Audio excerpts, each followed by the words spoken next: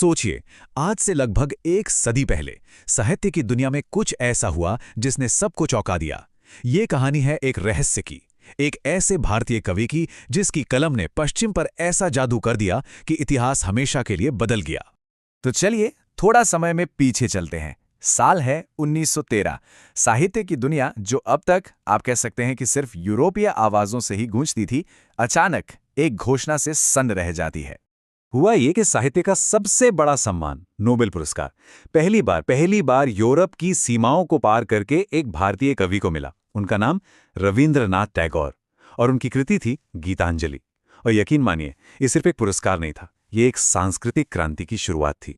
तो सवाल ये उठता है कि आखिर कौन थे ये कवि, और कैसे उनकी कविताओं की एक छोटी सी किताब, जिसका मतलब है गीतों का उपहार, पूरी दुनिया की कल्पना पर छा गई।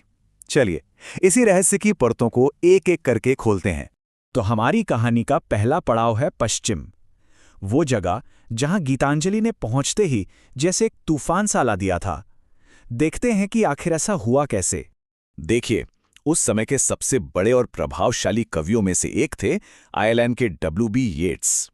वो गीतांजलि से इतने ज्यादा प्रभावित हुए कि उन्होंने खुद इसकी प्रस्तावना लिखी। येट्स को लगा कि टैगोर की पंक्तियों में उन्हें वो आध्यात्मिक दुनिया मिल गई है जिसकी वो खुद पूरी जिंदगी तलाश कर रहे थे। अब इससे बड़ा एंडोर्समेंट और क्या हो सकता था। येट्स को इसमें सिर्फ कविता नहीं दिखी, नहीं, उन्हें एक ऐसी सर्वोच्च संस्कृति की झलक मिली जहां कला, धर्म और जिंदगी सब एक दूसरे में गुथे हुए थे। सोचिए, उस समय का औद्योगिक पश्चिम, जहां भागदौड़ थी, तनाव था, उनके लिए ये कविताएं एक ताज़ी हवा के झोंके जैसी थीं। और टैगोर की इन पंक्तियों को सुनिए, ये उस मानवीय जुड़ाव की बात करती हैं जो हर सीमा, हर संस्कृति से परे हैं। तुमने दूर को निकट ला दिया और अजनबी को भाई बना दिया। अजनबी को भाई बना देना, ये एक ऐसा विचार था जिसकी उस वक्त की दुनिया को शायद सबसे ज्यादा जरूरत थी। हमें ये याद रखना होगा कि ये 1913 का साल है। दुनिया पहले विश्व युद्ध की दहलीज पर खड़ी है। हर तरफ तनाव है, बंटवारे का माहौल है, और ठीक ऐसे में टैगोर की कविताएं शांति और यूनिवर्सल भाईचारे का एक ऐसा जबरदस्त संदेश लेकर आईं जो सीधे लोगों के दिलों में उतर गया। लेकिन कहानी इतनी सीधी साधी नहीं है जैसा कि अक्सर होता है। अब हम इस पहेली के सबसे दिलचस्प और शायद सबसे विवादित हिस्से में आते हैं, अनुवाद का रहस्य। एक बड़ा सवाल खड़ा होता है, जिस किताब ने नोबेल पुरस्कार जीता, क्या वो असली गीतांजलि थी या ये कुछ और ही थी? देखिए, दोनों वर्जन्स में जमीन आसमान का फर्क था। जो मूल बंगाली गीतांजलि थी वो तो गीतों का संग्रह था, उसमें संगीत था, लय की बहुत बारीकियां थीं। लेकिन जो अंग्रेजी संस्करण था, जिसे टैगोर ने खुद ट्रांसलेट किया और येट्स ने एडिट किया, वो गद्य कविताएं या प्रोज पोएम्स बन गईं। मतलब पश्चिमी पाठकों के लिए समझने में थोड़ी आसान। और बस यहीं से सारा विवाद शुरू हुआ। बाद में कई विद्वानों ने सवाल उठाए। उनका कहना था कि येट्स ने कविताओं को इतना ज्यादा ठीक कर दिया, इतना बदल दिया कि वो एक टैगोर येट्स गीतांजलि बन गई, जो असल बंगाली गीतांजलि की आत्मा से काफी दूर थी। तो फिर सच क्या है? क्या ये एक साहित्यिक धोखा था या मामला कुछ और ही है? देखिए, जैसा कि ज्यादातर मामलों में होता है, सच्चाई शायद इन दोनों के कहीं बीच में है। फ्रांसिस एक्स क्लूनी जैसे कई एक्सपर्ट्स का मानना है कि हाँ, येट्स का प्रभाव जरूर था, लेकिन आखिरकार ये काम तो टैगोर का ही था। येट्स इसे पश्चिम तक पहुंचाने का एक जरिया थे, पर कविताओं की जो आत्मा थी, जो दर्शन था, वो तो पूरी तरह से टैगोर का ही था। और हमें ये भी नहीं भूलना चाहिए कि टैगोर ने खुद इस ट्रांसलेशन पर बहुत मेहनत की थी। ये उनके लिए सिर्फ कोई लिटरेरी एक्सरसाइज नहीं थी। उस समय वो अपनी जिंदगी में एक बहुत बड़े व्यक्तिगत दुख से गुजर रहे थे, और ये अनुवाद उनके लिए अपनी भावनाओं को व्यक्त करने का एक जरिया बन गया था।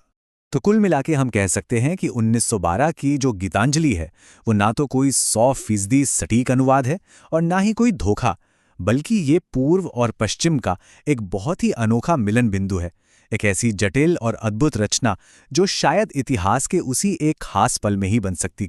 लेकिन सुनिए, गीतांजलि का ये पूरा विवाद ना टैगोर की कहानी का बस एक छोटा सा हिस्सा है।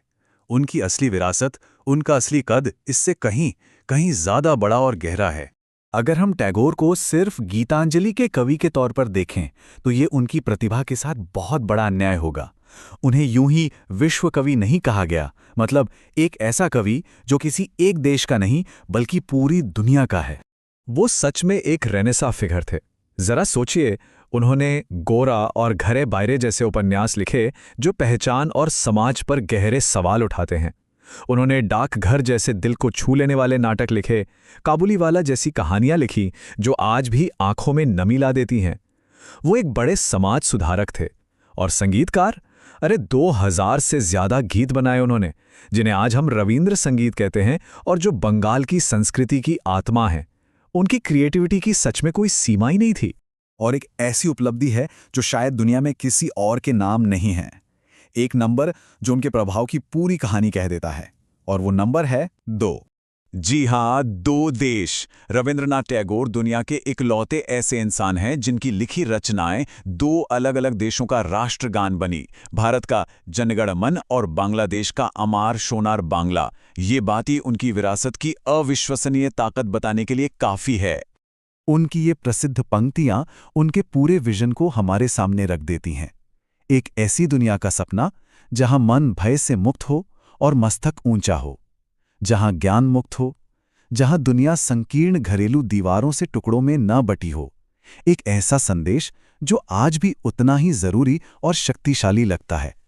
तो आखिर में हम इसी एक सवाल पर आकर रुक जाते हैं। आखिर कैसे एक इंसान का काम एक पूरे देश का सपना बन जाता है? कैसे एक कवि की लिखी कुछ पंक्तियां करोड़ों लोगों की आवाज बन जाती हैं? शायद यही रविंद्रनाथ टैगोर की अमर विरासत का असली रहस्य है।